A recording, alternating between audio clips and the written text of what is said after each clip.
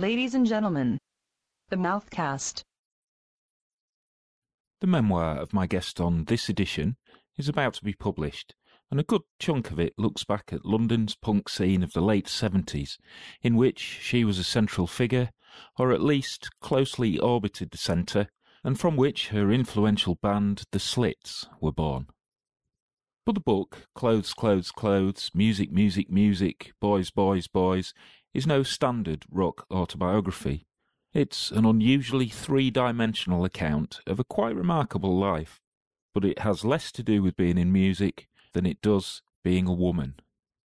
Like The Vermilion Border, the album she released last year after 25 years away from music, it's eye-opening, endearing, a little bit heartbreaking, and at all times, whether uncomfortable or not, it's honest.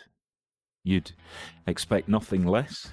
From The Vermilion Border, this is Confessions of a MILF, and talking to me today, the one and only Viv Albertine. Hiya. Good morning. Pleasure to be here.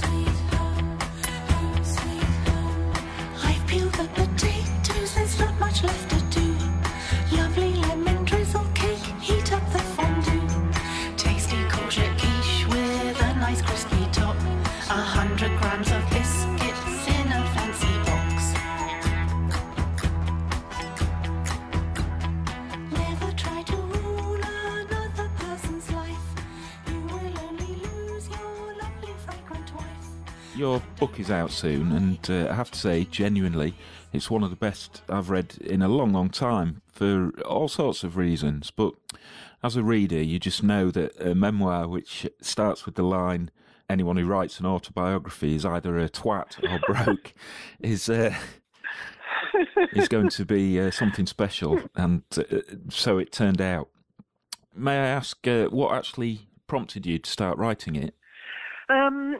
Well, I've been asked over the years more by mates than anything, you've got to write about, what you've been through, Viv, them meaning the Slits and punk and everything, which did not interest me in the least to sort of hash that all up again. And don't forget, it's only really in the last sort of 8 or so years that the Slits have had their place in music sort of recognised, really. So, we'd all given up, all us Slits, and thought, we've just been written out of history. We didn't seem to be in many of the books or compilations or anything, but now I realise it's been called post-punk kind of thing. We didn't fit in with the thrash stuff, and we've kind of got more of a place in musical society now that we've been called post-punk, because we probably were the first kind of post-punk band, and bit by bit young people, I think, have sort of realised where we're placed and recognised us, so it's become more relevant. So that helped me think, it is worth writing about. Then I went through hell and back, as you've read in the second half of the book, and I just thought that made an interesting shape to the book and an arc to the story, because, I've been to film school, I've written scripts, and I do think in terms of shapes and stories.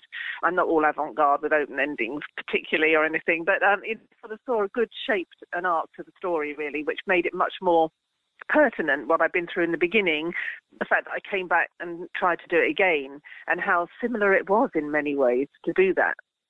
Because you've actually been away from music for many years, a long time, 25 years. Yeah. A career in film and TV, and then family life, which we'll talk about in a little while. But in addition to the book, you put out an EP, Flesh, a while ago, and also quite recently the album The Vermilion Border, your first solo album. On that record is a song called Confessions of a MILF, which actually we just heard a bit of. It's just brilliant, angry, comic, tragic, nailing particular feelings that perhaps most women would recognise. Yeah. You definitely had something to say. There's a line in that song, I chose being an artist over being a wife. So I guess, like the book, the record was autobiographical. Yeah, the record was. I think if you're sort of a proper communicator, then what you do will be autobiographical in some ways. Sometimes, it's mixed up with things you've heard and people have said. It's not all you necessarily, but it's all filtered through you. And, even Confessions of a MILF, part of it was so extremely me. And other parts were things I'd overheard or other women I knew were going through. So it comes together to be a sort of truthful piece, I think. If it was just about me, maybe it would have been too narrow, but it's a sort of resonates with a lot of people, I think, because it's not only me, but it's what I've observed. But I chose being an artist over being a wife. That line is utterly true. I did. And, and then I go on to say, and now I'm going to lead a very lonely life. And then I say it again and say, now I'm going to lead a very lovely life. So, it is, no choice you make is clear.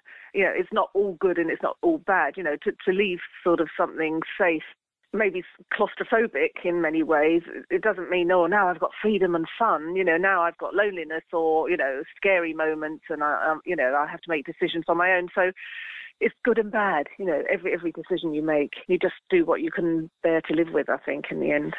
You were living in Hastings and you settled into motherhood and marriage. The way the book tells it, not an especially happy marriage by that stage. Well, not by that stage. It was very happy marriage, and that's what's quite shocking, really, in a way, how things can change. A marriage I was happy to be in for life. It was very happy, for a good 10 years or so, yeah.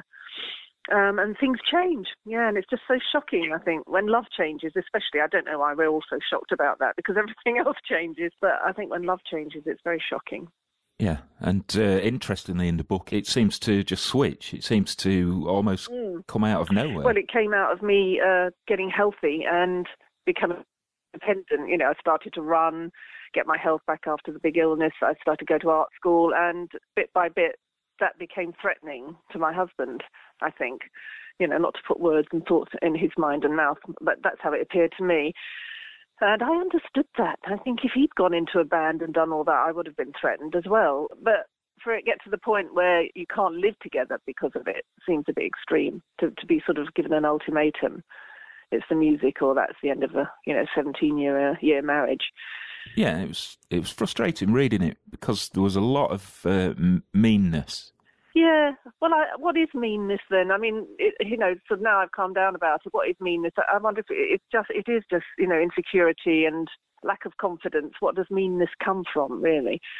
He and most people aren't particularly mean. It's when they're threatened or on the back foot and defensive that they get like that. So something threatened him terribly about it all, which is, quite interesting in terms of men and women in society. He's a youngish guy, he's 10 years younger than me, and even then, a woman doing what I did was threatening. So I think that's quite interesting. Yeah. And in itself, the fact that a middle-aged woman would make a record that said things that weren't generally being said was really, it wasn't a Tina Turner record, was it?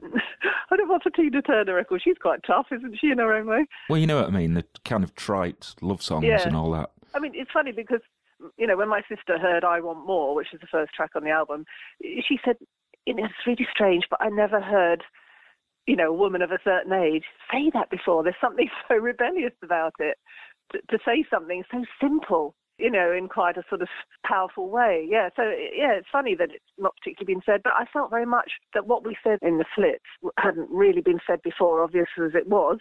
And I felt the same coming back again. It just felt so similar, except now I was doing it more for older women in a way, that I was still saying the obvious that doesn't really get said in that arena of music, and although it's probably been said in the blues and country. I've been a fake, I've been a fraud, faking awake when I was bored. Show me your love, if you feel it. I'm not ashamed to say I need it. Show me your tears, show me your heart, show me desire, take me apart. I want more. I want more. I want more. You mentioned your big illness that you went through, Viv, and the fact that you sort of reclaimed yourself after that. You went to art classes, began making ceramics, there was the writing, the music. So this real intense burst of creativity, did it just erupt or did it steadily kind of build? Sort of. I don't think it was out of nowhere. I think like any change, whether it's in society or how a war happens or whatever, or a volcano erupts, it's years of things shifting and realigning, So I started to get healthier, moved to the seaside. So actually my mind was so freed up from all the troubles of London and the worries about locking the door and the windows at night and all that. It's simple thing like that freed up my mind. And then I went to art school. And my teacher encouraged me to express myself through the work. And of course, you start to look about who you really are and where you are in life. And then I got that letter from Vincent Gallo.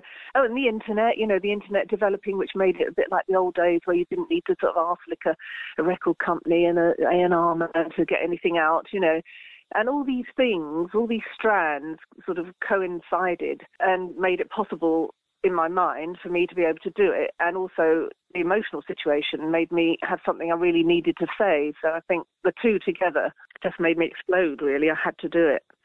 And actually, in terms of the music, getting things together to make the record was a daunting task. It was quite a long haul for you. Yeah. But this is a recurring theme in the book. Like everything you do, you really went for it. Really disciplined. You taught yourself to play guitar again. You had singing lessons. You did open mic nights, which seems remarkable, really. It was hell. It was utter hell. And it's told quite plainly in the book that none of that was particularly easy for you. I mentioned to a couple of people that I'd be speaking to you. They both said, she's fearless. But having read the book, it's clear that's not the case at all. No, I wanted people to know, young people, young girls especially, that to get a book out or a record out or whatever, or to dress in a certain way or, leave a safe situation to step out into the void, doesn't take being a fearless person. I am as racked with self-consciousness and nerves and lack of confidence and everything that more than most. I'm a terrified and shy person. And I just wanted to sort of deconstruct what people see from the outside, especially when I started music again and people started saying, oh, Viv, legend. I mean, it was a bloody joke, Not only had I not been a legend for 40 years or something, but suddenly I was being called a legend. And, here I was, this sort of broken person underneath it all. And I just wanted to deconstruct all that and show the truth of it, really, because, again, the punk ethics of let's see things for what they really are, don't glamorize and romanticize anything in life. Well, that's one of the things I particularly liked about your book is that it gives a three-dimensional view of the punk era, because one of the things I think that sadly has happened over the years is that it has become, like you say, just a legend, it may as well be a cartoon. Yes, and it's annoying to see someone like Joe Strummer turned into this godlike creature when he was just such an ordinary bloke with many flaws, like all of us. And he would have hated it as well. It wasn't what it was. We were totally against that. We didn't sign things for people. We just, the whole thing was, we're the same as you, don't worship us, go out and do it yourself and make sure you've got something to say, So I'm not going to go and romanticize it and make out it was more than it was, or anyone was more than they were either, including me. I'm speaking as a bloke, and an English bloke at that. Not that the book's confrontational, because I don't think it is, but I was confronted with things I wasn't expecting to come across described so candidly. What physical things? Yeah, periods, contraception, and miscarriage, abortion. Like I say, it's very candid. It's very emotional as well. Were there times during writing it where you thought, I can't tell this story? Yeah, well, it was incredibly painful to write, exhilarating but terrifying, So I sat at the kitchen table, writing it, and I'd be exhilarated because I knew I was writing something intense and immediate, but at the same time, it was horrible to relive it. I didn't sleep, I think, when I was writing those bits, specifically. Slept through the last year, I think, because I was really getting the book together then and writing consistently every day, and then for about 3 months afterwards I was in a complete state. It was like I'd raked through my attic of every poem and book and doctor's appointment that I'd ever had and relived it all again and again and again, and then rewritten it and edited it, and honestly I was in a complete state for 3 months, really on the verge of serious depression, I'd say. But luckily, that's lifted now, yeah. And now it's quite weird, because I did a radio interview in Ireland yesterday, and he wanted to talk about the IVF, and it's sort of, I start thinking, well, that's private, I can't talk about that. And then I realise, no, I've written it in the book. But I sort of thought of it as being read alone in a bedroom by somebody privately, but it's quite weird. I didn't really anticipate the aftermath of it all, actually. And stuff about your illness, cancer, and the stuff about wanting to have children, the absolute struggle through IVF to have your daughter. It was almost unbearably painful to read, actually, but it was very important, I thought, that it was written. Oh, good. And it led me to think, in a way, that you'd written the book for your daughter. It's absolutely for my daughter, the whole book. And it's funny because some people might say, oh, it's irresponsible of you, or, you've taken drugs and you've done this and you've done that, had sex at, an early age, or, one night stand or whatever. But I feel very responsible, not only towards my daughter, but towards girls her age and her friends who might read it or whatever. And I feel the book is full of consequences, So I'm not saying, oh, this was a laugh and I did that and got away with it. And everything I do has a consequence, I think, which I hope they will consider before they do any of those things. You don't take drugs or have casual sex or whatever without a consequence, or even embark on IVF, without the pain and the emotion and physical stress of it all. But so it is for her very much, and it's sort of what I would have liked to have read at that age. Someone be very, very honest about what it is like.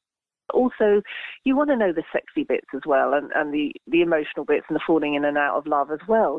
All the things that I feel often aren't in a book. People just hold back just that little bit. I didn't think there was a point in holding back that little bit. But going through the IVF was the worst thing I've ever done in my life. But funnily enough, it's got the best result. It's the hardest fight I've ever had in my life. But to have my daughter is just the best thing in the world. So, I don't know. It doesn't always work out for everyone, though, either. It worked out for me, but I think there's a way you can make things happen one way or another if you really want something. Has she read it, Viv? Well, I've made her read all the bits that I think she may hear through friends and may be shocking. So she's read all those bits, and instead of being shocked, she's going, oh, that's cool. Oh, Mum, that's gross. So she's read all the bits that matter, kind of thing, and she wanted to read more, actually. Funnily enough, I wrote it I've read a lot of teenage fiction, which I think is so good nowadays, whether it's Lemony Snicket or Someone with the Arrows and all that kind of thing. Hunger Games, whatever. It's so brilliantly written. I wanted it to be a good read, sort of. It's all got very deep stuff in it, but it's written in a way that's easy to read, I think. I think it's a very special thing. What a gift to give her, because, who actually gets to know their parents that intimately? Yes, my mum's generation, my parents' generation, never discussed anything. I know there's all sorts of things in my parents' past that I will, never ever know. And although everyone has a right to their privacy, I think it only informs the next generation if you're honest about whether there's, children by marriage, another marriage in the family, or people you've fallen out with or lost or whatever, things they're ashamed of possibly. But I think only surely we can move on generation by generation if we don't hide those things. I think up until the 50s, I think everything was very hidden, really. Your mum and dad split up, and I suppose the polite way to put it is that you and your father were estranged until really right before he died, which was not that long ago, actually.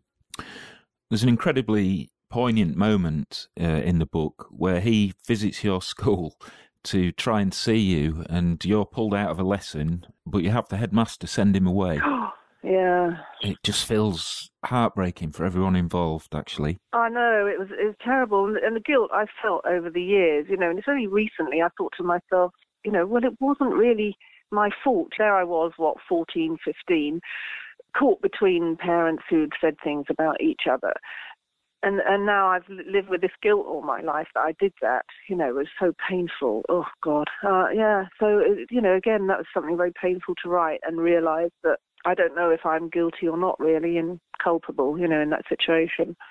I sense from that a deep melancholy kind of got in to you quite early on in your life. I think what I'm asking in a way is whether over the course of your life you consider yourself to have been a happy person or an unhappy person.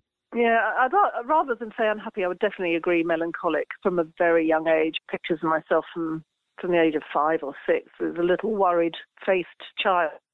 And I don't know why. I really don't know why.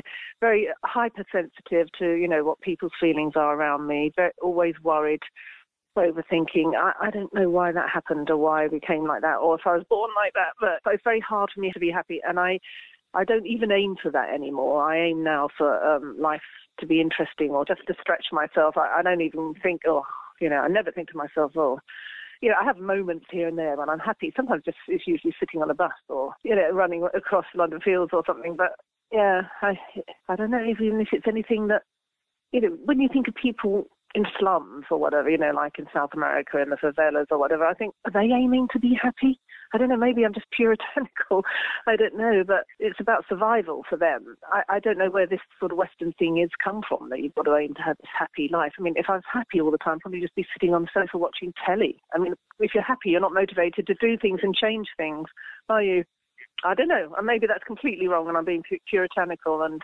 Oh, I agree, totally. I look back at photographs of my own childhood and I see that same face. Nothing's changed much over the years. Little worried face. And yeah. There's a moment in the book where you are talking about something in your childhood and you mention the idea of patterns being set, lifelong patterns set at an early age, which is really interesting. I wondered whether you've felt life has been about trying to break those patterns or whether it's been about... recognising them, accepting them, working around them, I suppose. Yeah, I think life, right down to a very basic biological level, is all about patterns, isn't it? You know, whether it's maths and science and physics or fractals in the air or whatever. So I think life's all about patterns, but they've got to evolve. And sometimes that means, you know, distorting and going wrong as well, and going off on weird tangents. And I think, you know, one does go off on weird tangents in life, and then you have to sort of pull your attention back to, hang on a minute, where do I want to go? And I think that's often what everyone calls a midlife crisis as well. But I mean, I have those all through my life. I many, many times, and I think you can see that through the book, to sort of pull myself back to a path. Hang on a minute, I've gone off on the tangent here. What do I really want to do? And I start again from scratch. I'm often going back to, you know, no money, no status, and starting again, and retracing. I think that is quite interesting, and I don't think that many people do that. And I think that's sort of one of the interesting things of the book, you know, that sort of going back to zero again, you know, and even doing it back again when I was in my 50s and had a young child, going back to zero again. I think kind of you have to do that more and more in life nowadays. But, you know, it's not like the 50s where everyone had a career for life and the longest person who'd been in the job got promoted, etc., etc. I mean, it's nothing but the unknown. And it slightly worries me that the young seem to have, maybe I'm just oversimplifying, but the young seem to have sort of all seem to want to get a piece of property early and, you know, make money. And someone said to me the other day, oh, you know, why did you go to art school? What did you think? And I just went to fill up a few years and have a laugh and experiment. You know, there doesn't seem to be that sort of lovely attitude of let's see what happens. Yeah. There doesn't seem to be so much room for that anymore. My theory on that sort of ties into, you mentioned the 1950s a minute ago, it sort of ties into that, in that they were the post-war years and society had suffered a big shock, so people were feeling insecure. Yeah. And I think we live in insecure times again now, for whatever reason. Yeah. So people are just kind of burying themselves in the mundanity, if you like, just because there's this enormous need to feel safe. Clinging on to, got to get it all sorted, got to get a family young and sorted young, which I think, you know, again, I think that's interesting in my book that I, at 50, dropped all that safety and stepped out into, you know, really madness to think when you couldn't play guitar, couldn't sing, and you were a certain age to do that. But I didn't have any vision of I'm going to be famous. I just had that attitude that I've kind of learned of people like Malcolm and the times I grew up in, which is, you know, let's just step out there and see what happens. And I'm glad it's sort of come together quite well in many ways. It might all fall apart again, but I'll ride it.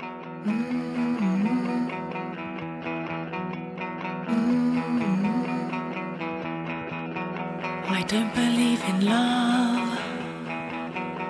All in love's not fair. Love will never conquer. I don't believe in love. Let's talk about music for a bit. You mentioned in the book that your childhood was enlivened, shall we say, by the Beatles, specifically John Lennon, and the song You Can't Do That. Yeah. There's this terrific passage where you're walking down the street after you'd first heard that song, and you mention that you're looking into these, suburban homes, and in an instant, you're no longer jealous, you're no longer looking for comfort, like you'd found some other meaning to life completely. I mean, I used to crave what they had when I looked in those windows, the sort of nice homes with nice furniture and, mum and dad who got along, et cetera, et cetera. Yeah, and in an instant it was gone. It was meaningless, that I'd been craving and aiming for. My heights, my sort of sights had been lifted, and so it was quite nebulous what I was. But I just knew there was another world out there, a whole different world, which was far better than this sort of plebeian thing I've been craving. Yeah, so I had my sights lifted. It was fantastic. But I didn't really know what it was I was aiming for. It was stepping out and saying, I just follow. It was just a fuzzy feeling, really. I'm going to see where it goes. Didn't realise it'd be such a long journey, but... You go on to mention lots of bands or songs that have touched you in that way. And, just in those early days, you talk about the Kinks. Kinks, yeah. Fleetwood Mac's Albatross, yeah. Bowie's Hunky Dory. And despite the fact that you listened to very little music after the Slits had broken up, you say that you couldn't bear to hear music after the Slits, nor during your marriage. I guess the feeling, the idea that music is powerful and could be everything to you, it kind of remained in there somewhere. Yeah, it's funny. It's a shock to me that it still was a way out, How does it feel for you to know that your music has touched people, inspired people? Well, it sort of reminded me that that's what the Slits intended to do. We intended to make a classic album that would last forever. There's half the reason, main reason we had no clothes on the front, because we didn't want it to date in any way, the album or the music or the cover. It was a complete concept. And then we sort of got a bit despondent by the fact that, the 80s came along and we were just sort of shoved out to the side. And, we just thought, that's it. Because, of course, we couldn't anticipate that the internet would be born and, young people would then start seeing music, years of music as something they could pluck from in a way that didn't have anything to do with age. Of course, we couldn't see that, and we just thought that's buried, that's gone. We knew it was brilliant. We knew we made a massive contribution, but if it's going to be written out, so be it, And actually, Ari died still very upset about that, because I still don't think she quite saw how it was going. She was still trying to get gigs with, the reformed Slits, and there wasn't that much enthusiasm, people not turning up that much. So, yeah, it's a shame she was left without it, because I think it's just going to grow and grow what we contributed to, feminism and music and visuals and what the way girls can carry themselves, which is sort of gradually filtering through even 30, 40 years later. But I was surprised when, I never thought music would be a relevant medium again, actually, for me particularly, but it didn't interest me. I didn't think there was anything that rebellious coming out of it or that moved me like it had done in decades gone by. But it did with the internet. And someone said to me, will it ever happen again? I get often asked that, could something like that happen again? But in a way, it sort of does happen again when the means of the production, like the old Karl Marx thing, get into the hands of the people, which is what happened with the internet again. It happened to us with the fanzines and making our own record labels, etc. So, maybe that's what made music a relevant medium for me again. Especially, and also you can sit in your room and write a song and it doesn't cost anything. Whereas when I was trying to work in film and I had a massive team of people and it took thousands and hundreds of thousands to make anything, it's just too laborious and cumbersome to do it that way, which I still love that about music. That you can sit and write a song and more or less get it out there, especially now with the internet, and it doesn't cost you anything to do. And the internet's kind of levelled the worth of everything as well, because everything's available. You can get a song from 5 years ago, a song from 1987, a song from 72, 66 or whatever, and it's all the same. It's just this pool laid out like a smorgasbord, everything they can pluck from here and there, but I don't think that's a bad thing. I think there's a great liberation in that, that they could take Robert Johnson or they could take Fortet or they could take Warpaint, and give them all sort of equal attention. Well, it's been quite a journey for you, Viv, as anyone who reads your book is sure to agree. It's been a full life so far. Can you relate the Viv Albertine of the book and of the Vermilion Border to the Viv Albertine of the Slits? Is there anything perhaps that the you of now would like to tell the Viv of then? Well, funnily enough, I think it's more the other way around, that when I came back, the Viv of then spoke to me and said, look, Viv, you couldn't play then and you couldn't sing then, and, you know, you had no role models then, and it worked out okay. You know, so in fact, that hindsight was the only tiny crumb I had when I came back that sustained me, really. So it's quite interesting that the young me sort of fed the older me, because I was nothing but put down and told I couldn't do it back then, same as this time. And I had no arena and I had no role models, and there wasn't particularly a place for me. Yeah, and I was very, very, you know, I was informed by that. And it did keep me going, because I thought to myself, Viv, you know, learn from your past. What are you if you don't learn from your past? It was all completely wrong then. And so if it's all completely wrong now, doesn't mean it is completely wrong, even though people are telling you that. It's been an absolute pleasure to talk to you, Viv. I'm going to start reading your book again for the third time right after this. This has been such a fantastic conversation, honestly.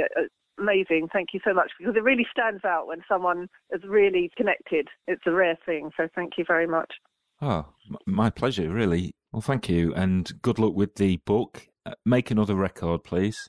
Thank you so much. I will. Yeah, I've just got to wait for the volcano to erupt again rather than just churn it out. You know what I mean? What are your plans, incidentally? What is next for you? What is next for me? I really don't know. You know, there's things like I'd love to do a clothes collection, you know, in my own way. I'd love to do that. I don't know, maybe even make a little guerrilla type small film or write something else. I just don't know. I just, you know, I know it's not very sort of interesting for someone to say I don't know, but that's the whole thing about nobody does that anymore. Nobody says, I don't know, I'm going to take what comes, you know, and see what evolves. And there's a couple of people I'd love to collaborate with that's hanging there in the air. That might, you know, I'm not going to be precious and think, oh, it's got to be my album next. And there are no rules, because there's no record company saying you've got to do this and you fulfill this, and no contract saying I've got to write another book. I'm just going to, I'm a great believer in fallow moments as well. If you were, you know, I'm like, okay, I almost had a fallow moment of 20 odd years, but you know, just to not be scared and rush things all the time. So I might even have a fallow moment. I don't know. It's so exciting to think I can do what the fuck I want.